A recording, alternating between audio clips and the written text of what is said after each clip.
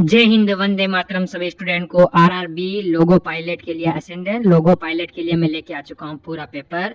जो important paper है आप पूरा देखिए, एक बार लाइक शेयर सब्सक्राइब करें आपने YouTube channel are exam class को। पेपर आपका 25 नवंबर से 29 नवंबर तक चलेगा, 5 दिनों में। तो उसके लिए जो बेहतर क्वेश्चन बनते हैं वो सारे इस महीने में पूरा डिस्कस करके हम पेपर क्लियर करने वाले हैं। तो एक बार लाइक शेयर सब्सक्राइब करें और अंत तक जरूर जुड़े रहें। तो देखते हैं आज का पहला क्वेश्चन हमें क्या कहता है।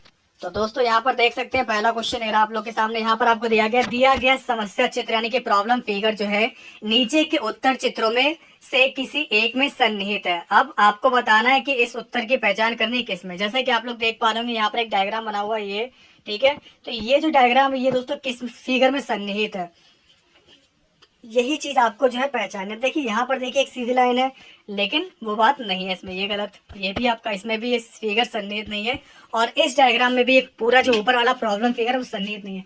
लेकिन ध्यान दीजिए दोस्तों, आप लोग अब देखिए इस क्वेश्चन को यहाँ से देखिए, अब आपको पूरा दिख जाएगा कि पूरा का पूरा फिगर जो आपका ए फिगर में सन्निहित है।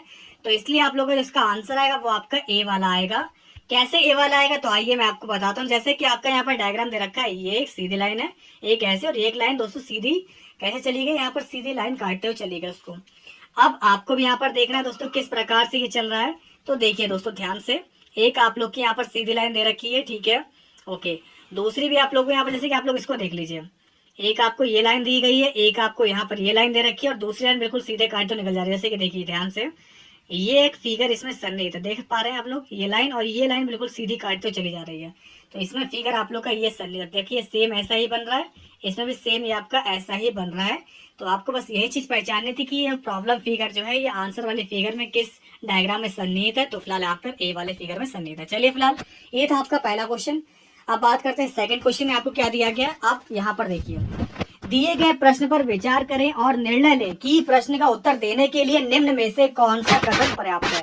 अब जैसा कि यहाँ पर एक कथन आपको दिया गया, स्टेटमेंट दिया है, यदि एक्स ने, मान लीजिए कोई व्यक्ति है एक्स जिसने इतिहास, भाषा यानी कि लैंग्वेज और साइंस में औसतन अंक जो है वो 50 अंक प्राप्त किए, यानी कि 3 सब्जेक्ट है, एक है हिस्ट्री, एक है लैंग्वेज और एक है साइंस। इन तीनों ही सब्जेक्ट में 50 का एवरेज लाया है वो, यानी कि टोटल अंक मान लीजिए 50 दिया तो आप लोग का 150 आ जाएगा, ठीक है, 53 जा 150 आ जाएगा। अब आपको यहाँ पर बताना कि साइंस में जो है उसे कितने नंबर प्राप्त हुए, ये बताना कि साइंस में से कितने नंबर मिले। अब पहला स्टेटमेंट देखिए क्या है, उसका इतिहास और भाषा का एवरेज जो यहाँ पर अंक दे रखे हैं, नंबर दे रखे हैं, एवरेज नंबर वो 25 है। तो दोस्तों यहाँ पर 2 सब्जेक्ट का आपको एवरेज बता देगा कि हिस्ट्री और लैंग्वेज का जो एवरेज है वो कितना है, वो 25 है। 25 एवरेज यानी कि टोटल कुल अंक 50 हो जाएंगे। जैसे कि आप लोग देख सकते हैं हिस्ट्री और लैंग्वेज के 50 है, और टोटल दोस्तों यहाँ पर इन तीनों के कितने हैं, आपके दे रखे हैं जैसे कि 50 50 50, तो ये हो गया 150, और यहाँ पर दे रखे हैं 25, तो 25 नहीं 50, यानी दोस्तों आप लोग 50 इसमें से घटा देंगे तो आपका 100 निकल आएगा। यानी कि आप लोग जो है उसका निकाल सकते हैं कि साइंस में उसने कितने अंक प्राप्त किए होंगे, तो 100 प्राप्त किए होंगे। और सेकंड वाला कथन देखिए क्या दिया गया, उसे भाषा में 30 अंक प्राप्त हुए। तो क्या इस आधार पर आप लोग बता सकते हैं कि विज्ञान में कितने अंक मिले? नहीं, आप लोग सिर्फ और सिर्फ पहले कथन का प्रयोग करके ही निकाल सकते हैं कि उसे विज्ञान में कितने अंक प्राप्त हुए। दूसरा वाले कथन से दोस्तों पर्याप्त यहाँ पर डेटा नहीं है, तो इसलिए देखिए आपका इसका आंसर क्या आएगा। यहाँ पर इसका आंसर आएगा थर्ड। देखिए यहाँ पर क्या दिया गया है, कथन 1 जो है वो अकेला ही ऊपर के प्रश्न का उत्तर देने में सक्षम है, परंतु कथन 2 अकेला ही ऊपर के प्रश्न का उत्तर देने में सक्षम नहीं है। ये इसका आंसर आएगा। चलिए इसके बाद देखते हैं हमारा थर्ड क्वेश्चन में आपको क्या दे रखा है। न्यूटन के द्वारा, दोस्तों न्यूटन के द्वारा गणित की बीज जो गणित है इसके निम्नलिखित शाखाओं में से किसका आविष्कार किया गया। Which of the following branches of mathematics was invented by Newton. बीज गणित, ज्यामिति, तर्क या फिर दोस्तों आपका गणना। तो इसका आंसर आप लोग का दिया गया है कैलकुलस, ठीक है। तो ये आपका इसका आंसर है, ये है आप लोग का गणना। और इसके बाद दोस्तों बात करते हैं हमारा आज का फोर्थ क्वेश्चन। ये रहा आप लोग के सामने, गति का पहला समीकरण जो है ये किसके बीच संबंध दर्शाता है। गति का जो दोस्तों पहला समीकरण है ये किसके बीच संबंध दर्शाता है, स्थिति और वेग के, वेग और समय के, वेग और त्वरण के, स्थिति और समय के। तो ये आपका वेलोसिटी और टाइम के बीच जो है संबंध दर्शाता है। तो गति का जो पहला नियम है, जो पहला समीकरण है, ये है वेग और समय के बीच के संबंध को दर्शाता है, ठीक है। चलिए दोस्तों इसके बाद बात करते हैं हमारा फोर्थ के बाद फिफ्थ क्वेश्चन में आपको यहाँ पर क्या दिया गया, देख पा रहे होंगे आप लोग।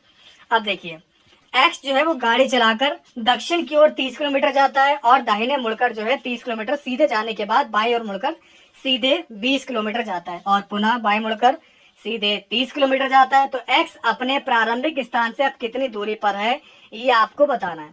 तो दोस्तों ये आपका जो है डायरेक्शन टेस्ट से क्वेश्चन है, और मैंने आपको बताया कभी भी अगर इस टाइप का क्वेश्चन आए तो देखिए सबसे पहले आपको डायरेक्शन की नॉलेज होना बहुत ही ज्यादा जरूरी है। तो जैसे कि मान लीजिए ये डायरेक्शन हमेशा आप लोग की उत्तर वाली होती है, ये नीचे वाली डायरेक्शन आपकी दक्षिण, ये आपका साइड पूरब रहती है और ये साइड आपकी पश्चिम होती है। अब पढ़िए क्वेश्चन में आपको क्या दे रखा है, ध्यान दीजिए। अब एक्स जो है वो गाड़ी चलाकर दक्षिण की ओर 30 किलोमीटर जाता है। मान लीजिए दोस्तों एक्स आपका यहाँ पर खड़ा हुआ है, ये नीचे गया, कितना चलता है दोस्तों 30 किलोमीटर जो है नीचे की तरफ जाता है, यानी कि दक्षिण की ओर गया। इसके बाद दाहिने मुड़ता है, यानी कि राइट साइड में मुड़ेगा और 30 किलोमीटर चलेगा। तो दोस्तों यहाँ पर दाहिने मुड़ा और कितना चला, 30 किलोमीटर चलता है। ठीक है, 30 किलोमीटर चल लिया। आगे बढ़े दोस्तों, क्या इसके बाद यहाँ पर इतना पूरा होने के बाद सीधे जाने के बाद बाईं ओर मुड़कर 20 किलोमीटर जाता है। अब दोस्तों ये बाईं ओर मुड़ता है यानी कि नीचे जाता है, और कितना चलता है, सिर्फ और सिर्फ 20 किलोमीटर चलता है। और पुनः बाएं मुड़कर सीधे 30 किलोमीटर जाता है। अब बाएं मुड़ता है सीधे दोस्तों कितना जाता है, 30 किलोमीटर जाता है। तो अब वह प्रारंभिक स्थान से कितना दूर पे दोस्तों देखिए। अब एक बात ध्यान दीजिए, ये लाइन आपकी 30 की है, ये लाइन आपकी 30 की है, तो ये तो दोनों बराबर हो गए, यानी कि दोस्तों ये पॉइंट बराबर होंगे। अगर दोस्तों ये डिस्टेंस आपकी 20 की है तो ये डिस्टेंस भी कितने की होगी, 20 की होगी। तो 30 और 20 और 30 में मिलाकर कितना हो जाएगा, 50 किलोमीटर आ जाएगा। इस प्रकार से आपका आंसर थर्ड वाला करेक्ट हो जाएगा। तो 50 किलोमीटर जो है वो आपकी प्रारंभिक स्थान से एक्स की दूरी है। ठीक है, ये था फिफ्थ क्वेश्चन। इसके बाद दोस्तों बात करते हैं हमारा सिक्स क्वेश्चन, काफी अच्छा क्वेश्चन ये भी, और ये आप लोगों ने द्विघात समीकरण पढ़े होंगे कि एक हल होगा, अनंत हल होंगे, या फिर एक भी हल नहीं होगा। दोस्तों मैं कंडीशन एक बार आपको फिर से अप्लाई कर जो है करके बताऊंगा। दोस्तों यदि दोस्तों किसी भी अगर कोई दो रेखाएं आपको दे रखी हैं और वो एक बिंदु पर अगर प्रतिच्छेदित करती हैं, दो लाइनें एक दूसरे को अगर इंटरसेक्ट करती हैं, ठीक है, एक पॉइंट पर, तो उसका आपका एक आंसर आएगा, यानी कि एक हल होगा। ठीक है, और दोस्तों अगर आपको बता दें दोनों ही लाइनें अगर एक के ऊपर एक है, तो इसका मतलब दोस्तों क्या, ये सब अनंत हल होंगे, इसके जो हल होंगे अनंत होंगे, यानी कि हर पॉइंट पर इसका आंसर होगा। और अगर दो लाइनें दोस्तों समांतर जा रही होंगी और इन दोनों रेखाओं का समीकरण दे रखा होगा, तो इनका दोस्तों आंसर कितने होंगे, इनका एक भी हल नहीं होगा, क्योंकि ये दोनों ही जो लाइनें हैं ये समांतर, इसलिए इनका एक भी हल नहीं होगा। अब यहाँ पर कंडीशन देखिए क्या दे रखी है, यहाँ पर दे रखा है x + 2y - 8 बराबर 0, और यहाँ पर दे रखी है 2x + 4y बराबर 16। तो इसमें बताना है कि आपका हल कितना होगा, अनंत, 2, 1 या फिर 0। तो जोड़ों के हलों की संख्या कितनी होगी। दोस्तों मैंने आपको एक बार बताया भी था, a1/a2 बराबर b1/b2 बराबर c1/c2। अगर दोस्तों a1 a2 b1 b2 c1 c2 अगर ये आपस में बराबर है, ठीक है, तो दोस्तों उसके इनफाइनाइट हल होंगे, यानी कि इसका आंसर आएगा अनंत। ठीक है, क्यों, देखिए अब ए यहाँ पर क्या है, यहाँ पर ए आपका 1 है, यहाँ पर बी a2 का मान है 2, तो a/2 हो गया। यहाँ देखिए b1 आपका 2 है और यहाँ b2 आपका 4 है, तो 2/4 का मतलब दोस्तों क्या आपका 1/2 है, तो b1/b2 का मान भी 1/2 आ गया। अब देखिए c1 यहाँ पर -8 है और यहाँ पर दोस्तों आपका 16 है, तो दोस्तों 16/8 लिखेंगे तो भी आप, सॉरी 8/16 लिखेंगे तो भी आपका क्या आएगा, 1/2 ही आएगा। इसलिए आपका जो आंसर है वो इनफाइनाइट आएगा। बिल्कुल बेसिक सा क्वेश्चन था, इसमें ज्यादा बताने की जरूरत नहीं है। ठीक है, 10th लेवल का क्वेश्चन है, और ये स्टैंडर्ड तो आप सभी को जो है प्रिपेयर होगा ही। अब चलते हैं फिलहाल देखिए अगला क्वेश्चन, 7th क्वेश्चन की तरफ देखिए, यहाँ पर आपको क्या दिया गया। अब देखिए दोस्तों, ये आपको ग्रेप्स दे रखे, ग्रेप्स का मतलब होता है अंगूर। अंगूर दिए गए तो इसका बंच हो गया। अंगूर का गुच्छा होता है दोस्तों, गुच्छे को बोलते हैं इंग्लिश में बंच। इसी प्रकार जो भेड़ होते हैं, भेड़ों के झुंड को क्या बोला जाता है, इसको बोलते हैं फ्लॉक। ठीक है, तो देखिए इसका आंसर में कहीं फ्लॉक दिया है, तो ये दिया फ्लॉक, तो इसका आंसर आप लोग का सेकंड वाला आ जाएगा। ठीक है, चलिए इसका देखते हैं अगला क्वेश्चन। अब दोस्तों यहाँ पर आप लोग देख सकते हैं, उस विकल्प का चयन करें जो दी गई आकृति में त्रिभुजों की संख्या दर्शाता है। अब आपको त्रिभुजों की संख्या बतानी कितनी होगी, जैसे कि आप लोग गिनिए। यहाँ पर ये एक आपका ट्रायंगल दे रखा है 1, ठीक है, फिर आपका 2, 3, 4, 5, 6 ट्रायंगल आपके ये हो गए। अब डबल वाले चेक कीजिए कौन कौन से। एक आपका यहाँ से ये बन रहा है, ठीक है, 7, एक आपका दोस्तों ये बन रहा है 8 पूरा ट्रायंगल। ठीक है, इसी प्रकार दोस्तों आप लोग देखिए, एक आपका ट्रायंगल ये बन रहा है 9, और एक ट्रायंगल इसी प्रकार से आप लोग का ये बन रहा है, ये हो गया आप लोग के 10 ट्रायंगल। तो पूरे के पूरे इसमें कितने ट्रायंगल है, यहाँ पर 10। अब देखिए ऑप्शन में कहीं पर 10 दिया है, तो पहला वाला ऑप्शन ही आपका 10 है, ये इसका राइट आंसर होगा। तो त्रिभुजों की संख्या आप लोग इसमें तो फिलहाल गिन सकते हैं, लेकिन मैंने कुछ स्पेशल ट्रिक भी आप लोग के साथ डिस्कस की है। अगर आप लोग देखना चाहते हैं तो अभी यूट्यूब पे सर्च कर सकते हैं, काउंटिंग द फिगर। ओके, नाम है काउंटिंग द फिगर। इस चैप्टर को मैंने बिल्कुल कंप्लीट कराया है, एक बार अगर देख लेंगे तो भविष्य में कभी भी इस टाइप के क्वेश्चन गलत नहीं होंगे। ठीक है, बस आगे बीएसए जरूर लगा लीजिएगा, वरना आपको वीडियो नहीं मिलेंगी हमारी। ठीक है, तो counting the figure BSA trick की क्लासेस लिखेंगे, वैसे आपको हमारी सारे इसकी जितने भी लेटेस्ट 3 मैंने इसकी पूरी प्लेलिस्ट क्रिएट कर दी है, आप लोग सारी वीडियोस हमारे इसमें देख पाएंगे। चलिए फिलहाल दोस्तों चलते हैं हमारा अगला क्वेश्चन। अगला क्वेश्चन आप लोग का सीधे आता है 10th नंबर पर। तो 10वें प्रश्न में आपको क्या दिया गया, देखिए 40 संख्या प्राप्त करने के लिए संख्या 6 सही 2/9 में किससे गुणा किया जाना चाहिए। मान लीजिए दोस्तों यहाँ पर कोई संख्या रखी 6 सही 2/9, यानी कि कितना दे रखा है, ये अगर आपको दे रखा है 6 सही 2/9, तो 6 नीम 54 55 56/9 आपको दिया गया। इनडायरेक्टली आपको क्या दिया गया, ये आपको दिया गया 56/9। दोस्तों इसमें किससे हम गुणा कर दें कि हमारा जो नंबर है वो 40 आ जाए। तो कुछ नहीं करना दोस्तों, सिंपल सा है। सबसे पहले इसको दोस्तों क्या करेंगे, एक्स का मान आपको फाइंड आउट करना है। 4 एकम 4 0 का 0, यहाँ पर आ जाएगा 4 एकम 4 16 14 आ गया। इधर आ जाएगा 90 अपॉन में आ जाएगा दोस्तों 14, ठीक है। तो बस आप लोग इसका दोस्तों निकाल सकते हो। यहाँ से आपका जो आंसर आएगा वो कितना आ जाएगा, आपका आंसर आएगा 6 सही 3/7। यहाँ से आपका आंसर निकल आएगा, ठीक है। क्लियर इतनी बात। तो इसी तरीके से आप लोग का जैसे कि यहाँ पर बचेगा, आपका यहाँ पर आ जाएगा जैसे कि 56, आपका क्या था 56 था, अपॉन में 9 था, इधर आप लोग का एक्स था, बराबर में आपका 40 चल रहा था, ठीक है। फिर मैंने दोस्तों क्या किया, यहाँ पर सीधे इसको काटा, यहाँ पर 4 से 4 था, यहाँ पर 40 हो गया, आपका यहाँ पर आ गया था 14। फिर 2 से काटे, 2 7 14, 2 पंजे 10, 5 निम 45/7 आंसर आएगा 45/7। इसको डिवाइड करेंगे 7 6 42, 3 बचेगा शेष और बचेगा 7, आपका अपॉन में 7 आ जाएगा। तो 6 सही 3/7 आंसर आएगा। चलिए फिर दोस्तों चलते हैं अगला क्वेश्चन। ध्वनि की पिच जो है इसके किस बात पर निर्भर करती है, तरंग दैर्ध्य पर, आयाम पर, लय पर या फिर आवृत्ति पर। तो आपको दोस्तों बता दें ध्वनि का जो पिच होता है, ठीक है, ये डिपेंड करता है उसकी फ्रीक्वेंसी पर, उसकी आवृत्ति पर। तो यहाँ पर इसका आंसर ये हो जाएगा। यांत्रिक ऊर्जा गतिज ऊर्जा जो है ये किसका संयोजन है, तो यांत्रिक ऊर्जा की बात करें, गतिज ऊर्जा की बात करें और स्थितिज ऊर्जा का ये संयोजन है। तो यांत्रिक ऊर्जा, गतिज ऊर्जा और स्थितिज ऊर्जा का यहाँ पर संयोजन है, इसका संयोजन है। अब दोस्तों देखिए यहाँ पर क्वेश्चन में 13 में आपको क्या दिया गया है, सीता की बाल्टी की धारिता जो है वो रामू की बाल्टी से 3 गुना है। सीता एक खाली ड्रम को भरने के लिए 60 बार बाल्टी पलटती है। यदि सीता और रामू दोनों मिलकर जो है ड्रम भरने लगते हैं तो उन दोनों को कुल कितनी बाल्टियों से जो है कितनी बार बाल्टी भरकर ड्रम में पलटनी होगी। अब देखिए यहाँ पर आपको दिया गया है सीता और रामू, एक सीता और एक दूसरा है रामू, ठीक है। सीता की बाल्टी की धारिता रामू की बाल्टी की धारिता की 3 गुनी है। यदि रामू की बाल्टी की धारिता अगर 1 है तो दोस्तों सीता की बाल्टी की धारिता कितनी होगी, 3 होगी। अब आगे देखिए, सीता जो है एक खाली ड्रम को भरने के लिए 60 बार पलटती है। अब आपको पता है खाली ड्रम को 60 बार पलटती है, सीता का दोस्तों यहाँ पर जो क्षमता रखी है वो 3 की है। ये तो निकाल लिया, मैं इसे लिख लिया। अब जिसकी निकालते हैं उसको डिवाइड करते हैं। अब आपको निकाला दोनों लोग मिलकर, तो 3 और 1 4, दोनों की क्षमता मिलकर कितनी हो जाएंगे, 4 हो जाएंगे। आप सॉल्व कीजिए, 4 को इससे डिवाइड करेंगे, 4 एकम 4 4 पंजे 20, 15 तिया 45। तो दोस्तों इस प्रकार जो है इसका राइट आंसर क्या आएगा, 45 आएगा। तो दोनों लोग मिलकर 45 बार बाल्टी भरकर ड्रम में पलटेंगे तब वो ड्रम भर जाएगा, ठीक है। तो इसका राइट आंसर आप लोग का 45 आ जाएगा।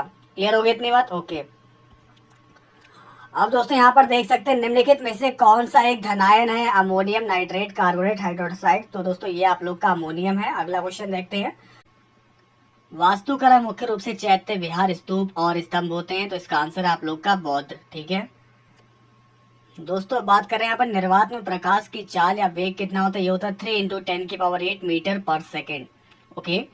अब देखिए क्वेश्चन नंबर 19 में आपको क्या दे रखा है, यदि यू जो है वो वी जो है वो यू का भाई है, यू डब्ल्यू की बहन है, एक्स यू का पति है, तो यू का वी से क्या संबंध होगा ये आपको बताना है, ठीक है। अब देखिए करना है कि यदि जो है वी यू का भाई है, तो जो वी है वो यू का भाई है, यू का तो पता नहीं लेकिन वी जो है भाई है इसका, ठीक है।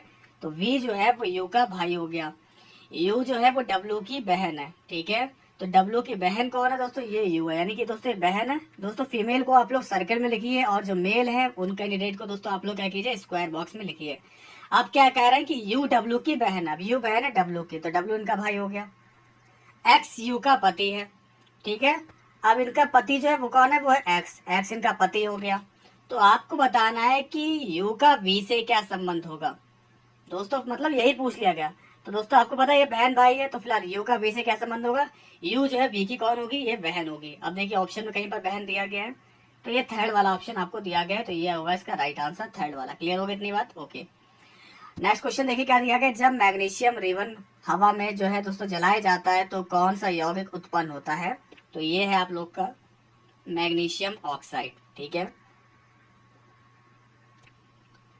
अब देख सकते हैं दोस्तों यहाँ पर आपको अगला क्वेश्चन क्या है, निम्नलिखित उत्तर चित्रों में से कौन समस्या चित्र का सही प्रतिबिंब है, ठीक है। सही जल प्रतिबिंब बताना दोस्तों इसमें से कौन सा होगा, ओके।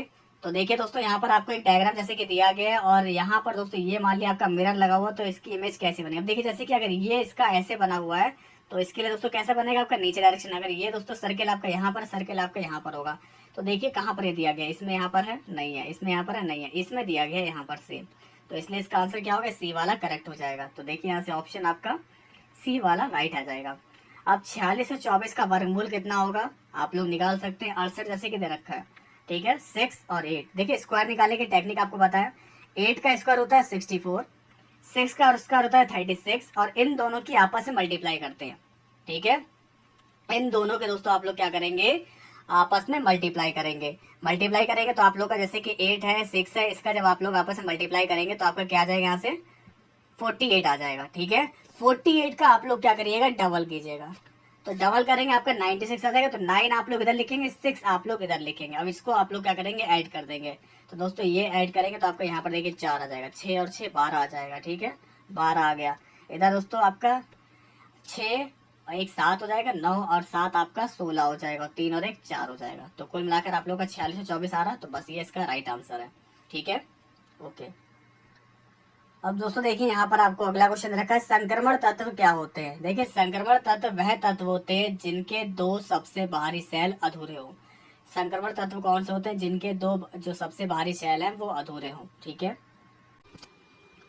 अब देखिए दोस्तों यहाँ पर दिया गया कि एक लंबवृत्तीय शंकु जिसके आधार की त्रिज्या उसकी ऊंचाई के बराबर है, जिसका आयतन एक अर्धगोले के आयतन के बराबर है। शंकु तथा अर्धगोले की त्रिज्याओं का अनुपात क्या है, ये आपको बताना है। अब देखिए आपको सबसे पहले बात बता दी गई कि आधार की त्रिज्या उसकी ऊंचाई के बराबर। मान लीजिए अगर ये कोई एक शंकु है, ठीक है, इसके आधार की त्रिज्या मान लीजिए दोस्तों ये r है और इस शंकु की ऊंचाई मान लिया h है। तो त्रिज्या ऊंचाई के बराबर यानी कि h बराबर आप लोग r लिख सकते हैं, ठीक है। और आपको कहा गया कि इन दोनों के आयतन ही बराबर है। मान लीजिए दोस्तों ये एक शंकु है और एक ये गोला है, इन दोनों के आयतन भी अर्धगोला है, ठीक है। एक ही आपका अर्धगोला, इन दोनों के आयतन भी बराबर है। अब शंकु का आयतन दोस्तों क्या होता है, शंकु का आयतन होता है 1/3 पाई r²h, ये होता है शंकु का आयतन। अर्धगोले का आयतन होता है 2/3 पाई, और इसको कैपिटल आर मान लीजिए दोस्तों उसकी जो त्रिज्या है वो कैपिटल मान लीजिए क्यूब, ये लिख लिया। इन दोनों के दोस्तों क्या हो गया आप लोग के जी आयतन बराबर हो गए। 3 से 3 काटा, और आपको मैंने बताया कि h बराबर आपको r दिया गया है क्वेश्चन में ही।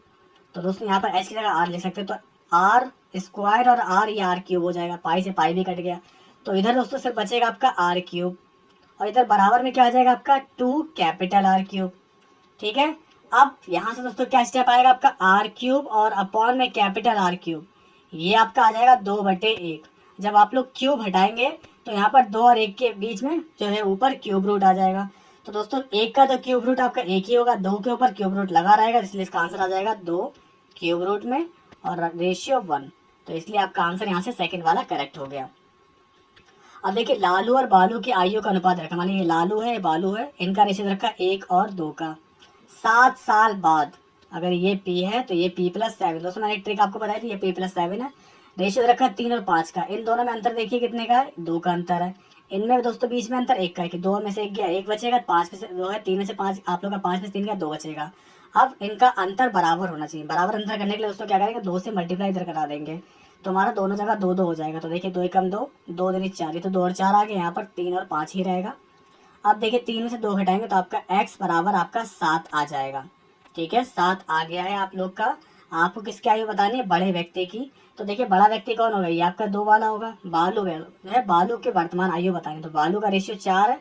4 के मल्टीप्लाई 7 से करें तो आपका आ जाएगा 28, 7 चौक 28। तो इस प्रकार से आपका आंसर क्या होगा, डायरेक्ट 28 आ जाएगा, ठीक है। चलिए अगला क्वेश्चन देखिए यहाँ पर क्या आ रहा है, जैसे कि H I J K छोड़ा L M छोड़ा N, तो इससे पहले एक स्टेप छोड़ के क्या आएगा, F आ जाएगा, ठीक है। F G H I J K L M N।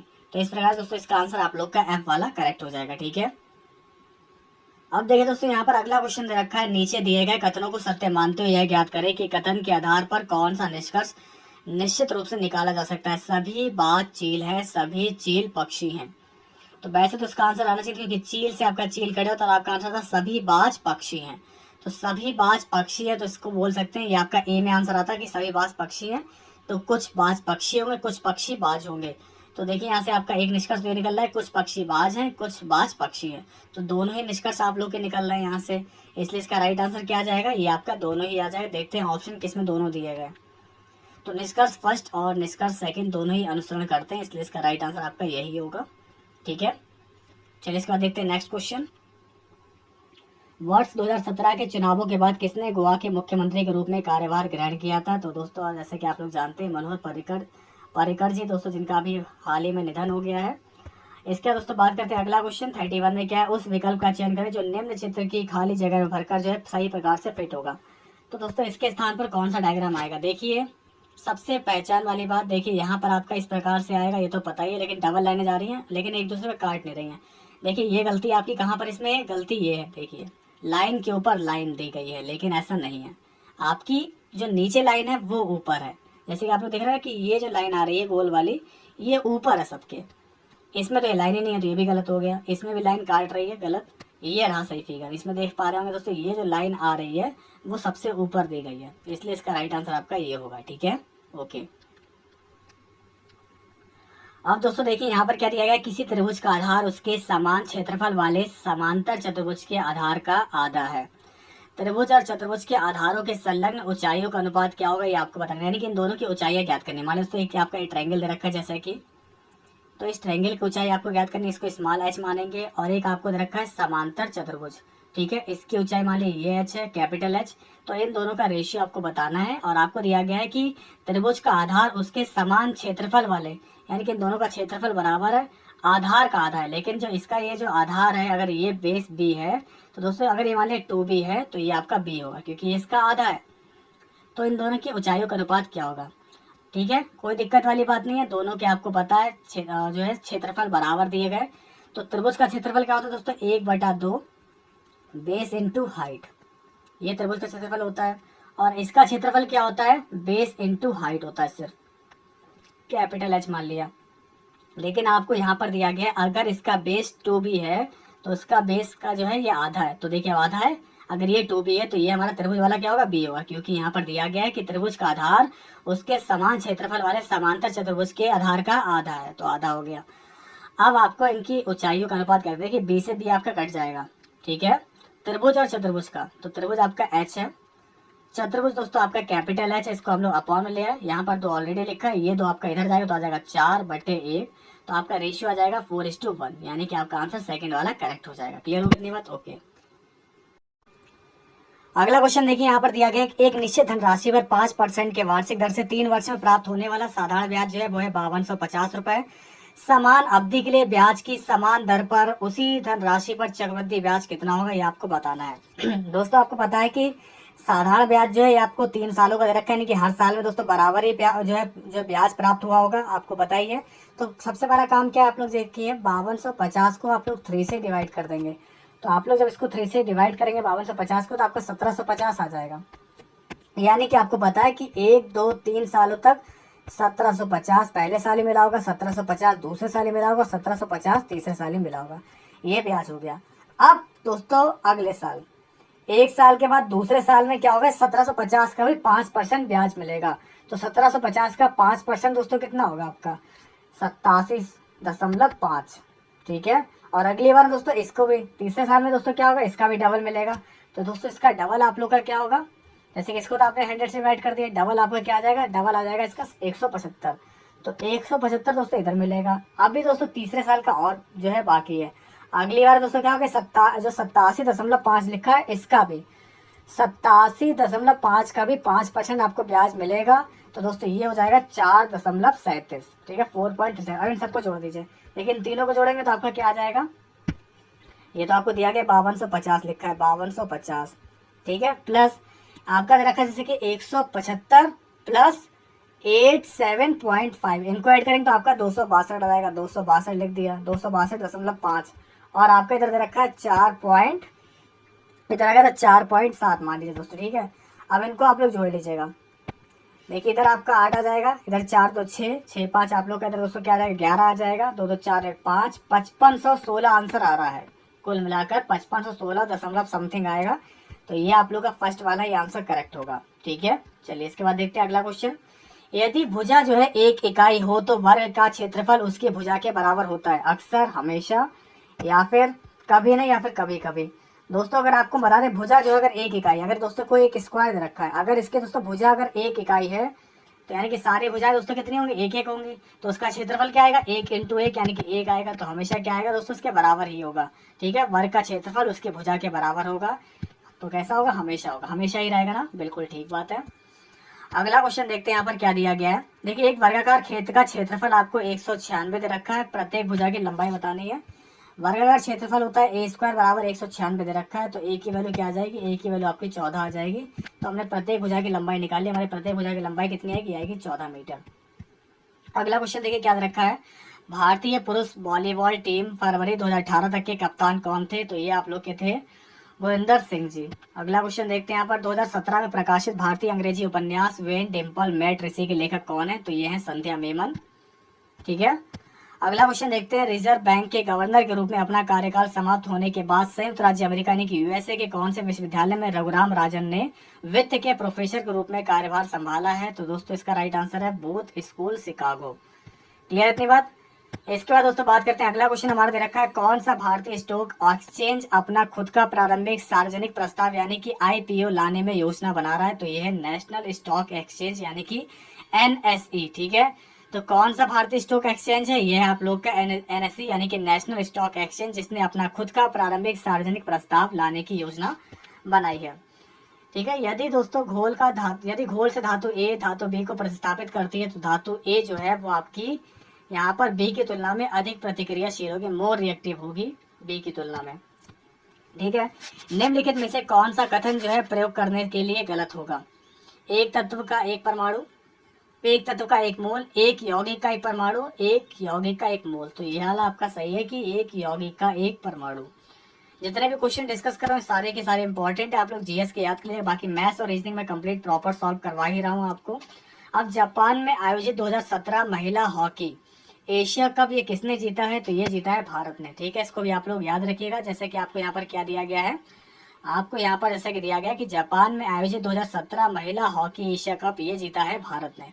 ठीक है, ओके। इसके बाद देखते हैं हमारा अगला क्वेश्चन क्या दे रखा है, विश्व के सबसे खारे रेगिस्तानों में से एक कच्छ का रण भारत के किस राज्य में, जो कच्छ का रण है ये भारत के किस राज्य में स्थित है, तो ये है गुजरात में। ठीक है, अगला क्वेश्चन देखिए यहाँ पर क्या दिया गया, MA फिर ब्लैंक टी, इसमें एक शब्द गायब है, आप लोग एक अक्षर गायब है, क्या लिख सकते हैं, सी मैट कुछ नहीं होता है, ओ लिखते हैं तो भी कुछ नहीं होगा, माउट नहीं होता है ना, ठीक मोप्ट होता है, तो आपका मार्ट होता है। ठीक है, तो मार्ट आ जाएगा यानी कि MART, ये करेक्ट रहेगा इसका। ओके, तो इसलिए इसका आंसर आप लोग का फोर्थ वाला करेक्ट हो जाएगा। क्लियर हो गया इतनी बात। चलिए अब देखिए दोस्तों, यहाँ पर 3 पाइप दे रखे हैं ABC, एक खाली टंकी से जुड़े हुए हैं। पहले 2 पाइप जो है क्रमशः 4 और 10 घंटे में टंकी को भर सकते हैं, जबकि भरी हुई टंकी को तीसरा पाइप जो है 6 घंटे में खाली कर सकता है। यदि तीनों पाइप जो है यहाँ पर टंकी का अगर 3/5 भाग भरा होने पर एक साथ खोले जाएं तो टंकी को भरने में कितना समय लगेगा, ये आपको बताना है। आपको पता है 3 पाइप आपके, एक पाइप ए है, एक पाइप बी है और एक पाइप सी है। ए और बी भरने वाले, सी आपका निकालने वाले। 4 और 10 घंटे में भर सकता है, सी मात्र 6 घंटे में खाली कर सकता है। चारों का एलसीएम आपका मान लीजिए 60 आ जाएगा। ठीक है, तो 4 एकम 4, ठीक है, बचेगा 2, 4 पंजे 20, 10 छंग 60, 6 धाम 60। अब तीनों एक साथ खोल दिए जाते हैं कि तीनों की क्षमताएं कुल मिला कितनी आ जाएंगी, 15, 6 आप लोग का 15 में 10 5, 6 5 11 आप लोग का याद है। लेकिन आपसे यहाँ पर ये भी कहा जाए कि टंकी का 3/5 भाग भरा है तो खाली कितना होगा। अगर टंकी का दोस्तों 5 में से 3 भाग भरा है तो 5 में से 2 भाग खाली होगा, नहीं 2/5 भाग खाली है। तो सबसे पहले दोस्तों 60 का 2/5 निकाल लेंगे। तो यहाँ से आपका क्या आ जाएगा, 5 एकम 5, 5 दूनी 10, 12 दूनी 24 आ गया। तो टंकी दोस्तों हमारी कितनी खाली है, 24 खाली है। एक बार में 11 भरेगी तो 24/11 हमारा आंसर आएगा पॉइंट में समथिंग। तो देखते हैं यहाँ पर क्या दिया गया। फिलहाल आपका आंसर सीधे 24/11 ही दिया गया, पॉइंट में नहीं दिया गया। तो यहाँ से आपका आंसर जो है सेकंड वाला करेक्ट हो जाएगा। निम्न में से किस खिलाड़ी ने अभी हाल ही में आत्मकथात्मक पुस्तक एस अगेंस्ट ऑड्स, ठीक है, तो क्या है दोस्तों यहाँ पर आपका लिखा हुआ एस अगेंस्ट ऑड्स, तो ये लिखी है अपनी आत्मकथा, ये है सानिया मिर्जा। तो सानिया मिर्जा ने जो है अपनी अभी हाल ही में जो है आत्मकथात्मक पुस्तक एस अगेंस्ट ऑड्स लिखी है। अगला क्वेश्चन देखते हैं यहाँ पर क्या दिया गया, निम्नलिखित में से मानव मस्तिष्क का वह कौन सा हिस्सा है जिसमें विचारों का संग्रह होता है, तो ये है अग्र मस्तिष्क यानी कि फोर ब्रेन। अब अगला क्वेश्चन देख सकते हैं, 8 3 3 7 4 9 5 0 2 में 4 और 2 के स्थानीय मानों का अंतर कितना है। देखिए 4 का स्थानीय मान आपको दे रखा है यहाँ पर, जैसे कि देख पा रहे हो 4, लेकिन फिर 1 2 3 4, ठीक है, 4 जीरो लगाएंगे और आगे 2 दे रखा है, 2 का स्थान में 2 है, इन दोनों का अंतर बताना तो आपका 8 आ जाएगा, फिर 9 9 9 3 ये आंसर आएगा। तो यहाँ से आपका सेकंड वाला ऑप्शन करेक्ट हो जाएगा। 48 में इतना था। 49 में आप लोग देख सकते हैं यहाँ पर दिया गया कि ऊपर दिए क्रम में बाएं छोर से 12वें कैरेक्टर के दाएं ओर से तीसरे स्थान पर क्या आएगा। तो 12वां कैरेक्टर देखिए आप लोग, देखिए 1 2 3 4 5 6 7 8 9 10 11 12। अब इससे दोस्तों आप लोग देखिए इसका तीसरा कैरेक्टर, तो तीसरे कैरेक्टर पे दोस्तों आप लोग का क्या आ जाएगा, 1 2 3 बी आ जाएगा आपका तीसरे कैरेक्टर पे। यहाँ देखिए आपका आंसर फोर्थ वाला करेक्ट हो जाएगा। अब रिक्त स्थानों में जो है आने वाली आकृति चुनिए। दोस्तों देखिए यहाँ पर पहले ये सफेद ब्लॉक था, पहले इस डायगोनल पे था, अब क्या दोस्तों इस डायगोनल पर आ गया। अब क्या दोस्तों देखिए सफेद जो है आप लोग का सफेद तो नहीं है लेकिन ग्रे मान लीजिए। अगर दोस्तों ग्रे कलर अगर इस डायगोनल पर है तो अगली बार में ग्रे कलर किस डायगोनल पर होगा, आपका इस पर होगा। तो देखिए आपका एक तो इस डायगोनल पे ये है और एक इस डायगोनल पे ये है, लेकिन आपका कलर दोस्तों कौन सा वाला है, ये थोड़ा सा ग्रे कलर है, तो इसलिए आपका आंसर ए वाला करेक्ट होगा। तो यहाँ से आपका ऑप्शन ए वाला करेक्ट हो गया। ठीक है, अगला क्वेश्चन देख सकते हैं। 7 मीटर ऊंचे किसी प्लेटफॉर्म से के शीर्ष से टावर का उन्नयन कोण 30 डिग्री था। यदि टावर से प्लेटफॉर्म की दूरी 50√3 है तो टावर की लंबाई कितनी होगी। मान लीजिए दोस्तों एक प्लेटफॉर्म की जो ऊंचाई है ये कितनी दे रखी है, 7 मीटर दे रखी है। ठीक है, और एक मान लीजिए दोस्तों एक टावर लगा हुआ है, तो इस प्लेटफॉर्म के शीर्ष से अगर टावर के शीर्ष को देखें तो उन्नयन कोण आपका 30 डिग्री है, ये उन्नयन कोण 30 डिग्री है। लेकिन यहाँ पर दूरी प्लेटफॉर्म और टावर के बीच की दूरी आपको 50√3 दे रखा है। आपको इस पूरे की ऊंचाई ज्ञात करना है। देखिए पूरे की ऊंचाई ज्ञात करने के लिए दोस्तों आपको बता दूं मैं यहाँ पर क्या है, ये आपको 50√3 दे रखा है, ये 30 डिग्री दे रखा है। अब आप लोग tan 30 का निकाल के लगा सकते हैं। जैसे कि आप लोग लिख सकते हैं tan 30, यहाँ पर लिख सकते हैं tan 30 बराबर क्या होता है, लंब बटे आधार। लंब हमारा कितना है, ये दोस्तों मान लिया हमारा कितना है, ये मान ले रहा है हमारा x। ठीक है, x मान ले रहा है, तो x अपॉन 50√3 आ जाता है। tan 30 का मान क्या होता है, 1/√3 बराबर लिखा हुआ x अपॉन 50√3। √3 से √3 कट जाएगा और x बराबर हमारा क्या आ जाएगा, x बराबर 50 आ जाएगा। तो 50 ये रहा, देखिए यहाँ से यहाँ तक कितना है दोस्तों 50 है, और ये आपका 7 है, तो ये भी कितना होगा 7 होगा। तो 50 और 7 57 आंसर आप लोग का आना चाहिए। तो 57 मीटर फिलहाल ये आंसर आ गया है। ठीक है, ओके। एक मिश्र धातु जो है वो किसका उदाहरण है, तो ये एक सॉलिड सॉल्यूशन यानी कि ठोस विलयन का एक उदाहरण है। ठीक है, अगला क्वेश्चन देख सकते हैं। ए बराबर दे रखा है -14 + 4, बी बराबर दे रखा है 4 - 14। तो ए इंटू बी का मान बताना है, तो कुछ नहीं लिखा हुआ है, सिंपल सा है। ए भी वही है, बी की वैल्यू वही है, और आपका 14 में से 4 जाएगा तो आपका -10 बचेगा, और यहाँ पर भी 14 में से 4 जाएगा -10 बचेगा। दोनों के मल्टीप्लाई करेंगे, माइनस माइनस प्लस, और 10 दाम 100, इसलिए डायरेक्ट इसका आंसर यहाँ से सी वाला करेक्ट होगा। अब देखिए दोस्तों यहाँ पर दिया गया निम्न को हल कीजिए। सबसे पहले दोस्तों क्या करेंगे, छोटा ब्रैकेट आप लोग इसको सॉल्व करेंगे। तो देखिए यहाँ पर इसको सॉल्व करेंगे तो आपका आ जाएगा 2 9 18, माइनस माइनस कैंसिल यानी कि 9 बचेगा आपको। 9 को आप लोग 27 से डिवाइड करेंगे तो आप लोग का 3 बचेगा। ठीक है, 3 आपका ये है, और यहाँ पर रखा है -3, तो 3 ऑफ -3 ये है, -3 से मल्टीप्लाई करें तो 3 3 माइनस का 9 हो जाएगा। 9 माइनस का है, और ये दोस्तों आपका -4 इसके आगे है। ठीक है, 9 है आपका यहाँ से, क्योंकि आपको पता है दोस्तों इसको जब सॉल्व किया आपका आ जाएगा 9 3 27, 3 आ गया। फिर -3 का 3, तो 3 3 9, माइनस का 9 आ गया। ठीक है, माइनस माइनस माइनस, और ये है -4, तो 9 और 4 आपका मिलाकर कितना हो गया, 13 हो जाएगा। ठीक है, ये 13 हो गया माइनस का। तो 78 को 13 से -13 से डिवाइड करेंगे तो आपका क्या आ जाएगा, 13 4 78, -6 आपका आंसर होगा। तो फर्स्ट वाला ऑप्शन आप लोग का करेक्ट हो जाएगा। ठीक है, अगला क्वेश्चन देखिए। H2O2 + Cl2 यानी क्लोरीन डालते हैं तो दोस्तों हाइड्रोक्लोरिक अम्ल यानी 2HCl + O2, इस अभिक्रिया में H2O2 जो है किसके रूप में कार्य करता है, तो ये एक अपचय के रूप में इसमें कार्य करता है। वर्ग जो है वो रेखा से वैसे ही संबंधित है जैसे घन आप लोग का किससे संबंधित है, वर्ग से संबंधित है। जैसे वर्ग में दोस्तों 4 रेखाएं होती हैं, 1 2 3 4, इस प्रकार से रेखाओं से मिलकर बनता है। उसी प्रकार घन जो है दोस्तों आप लोग का किस तरीके से बनता है, वर्गों से मिलकर। जैसे कि आप लोग जानते हैं सारे वर्ग ही होते हैं घन में, क्योंकि घन की सारी भुजाएं आपकी बराबर रहती हैं। महासागरों में मौजूद शैवालों की विशाल मात्रा जो है किसका अंतहीन स्रोत उत्पन्न कर सकती हैं, तो ये आप लोग का इसका आंसर है मीथेन का। निम्न में से कौन सा जीव जो है पुनर्जनन और मुकुलन यानी कि रीजनरेशन एंड बडिंग द्वारा जो है प्रजनन कर सकता है, तो ये एकमात्र जीव आप लोग का हाइड्रा, जो कि पुनर्जनन और मुकुलन के द्वारा जो है प्रजनन कर सकता है। ओके, अब देखिए दोस्तों एक क्वेश्चन आप लोग का कथन और तर्क वाला। जैसे कि एक तर्क दे रखा है आज रविवार है, अब इसके आधार पर 2 अवधारणाएं कही गई हैं, कल सोमवार है, आज अवकाश है। तो दोस्तों दोनों में से कौन सी बात आप लोग की सही होगी? जैसे कि आप लोग देखिए कल सोमवार है, कल सोमवार है। अगर मान लिया दोस्तों अगर आज रविवार है तो दोस्तों स्वाभाविक रूप से कल क्या होगा आपका? टुमारो इज मंडे, ठीक है। तो दोस्तों कल सोमवार ही है। अब आज अवकाश है, ये जरूर नहीं कि रविवार को अवकाश होता है कि नहीं होता है, इसलिए आपका दोस्तों राइट आंसर क्या होगा? इसका सही जवाब आप लोग का यहाँ पर केवल पहला वाला ही सही निकलता है। तो यहाँ पर क्या आएगा? केवल फर्स्ट ही अनुसरण करता है, ठीक है। केवल अनुमान एक ही जो है वो तर्क संगत है। दिसंबर 2017 में दिल्ली सरकार के मुख्य सचिव के रूप में किसे नियुक्त किया गया था? तो ये किया गया था अंशु प्रकाश को।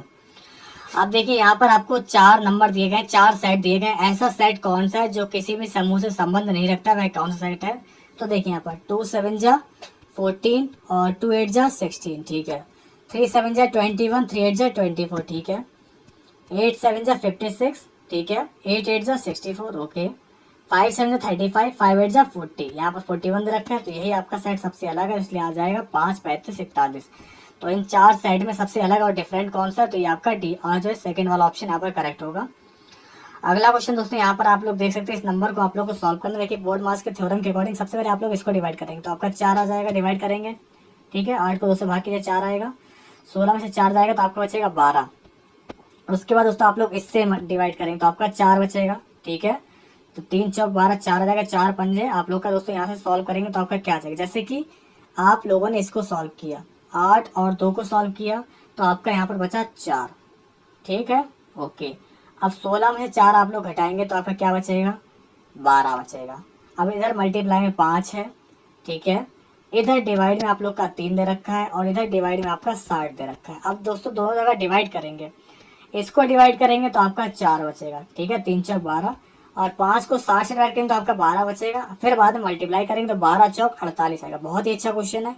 कई लोगों का क्वेश्चन गलत हुआ था, किसी का भी आंसर नहीं आ रहा था, आपको बता दें। फिलहाल इसका आंसर आप लोग का 48 आएगा, ठीक है। निम्न में से कौन सा एक बॉर्डर जो है लाइन तत्व नहीं है? तो ये आप लोग का बिस्मथ है, ठीक है। अब निम्नलिखित ग्राफ को पढ़िए और इस प्रश्न का उत्तर दीजिए। आपको देखिए यहाँ पर क्या दिया गया, 2009 में मोटरसाइकिल के रंग के अनुसार की गई कुल बिक्री जो है 10,000 थी। तो हरे रंग की तुलना में पीले रंग की मोटरसाइकिलें कितनी अधिक बेची गई हैं? दोस्तों यहाँ पर देख पा रहे होंगे हरा रंग आप लोग का 8% है और पीला रंग दोस्तों आप लोग देख पा रहे होंगे यहाँ पर 10% है। तो कितने परसेंट अधिक है आप लोग का? 2% अधिक है।